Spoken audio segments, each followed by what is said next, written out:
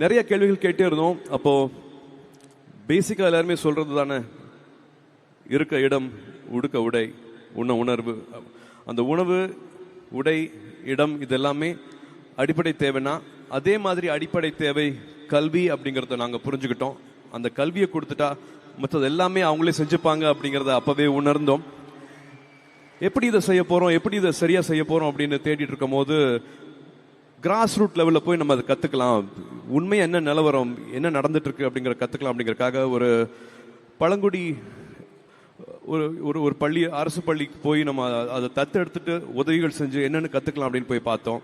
அப்போ தான் அங்கே 6வதுலேருந்து 12வது படிக்கிற மாணவர்களோட குடும்ப சூழல், அவங்க வாழ்வாதார சூழல், அவங்க எந்த நிலைமையிலேருந்து படிக்க வராங்க, எதனால் பாதியிலே படிப்பை விடுறாங்க, என்னென்ன பிரச்சனைகள் அங்கே நடக்குது அப்படிங்கிறத நேரடியாக அங்களால் பார்க்க முடிஞ்சுது.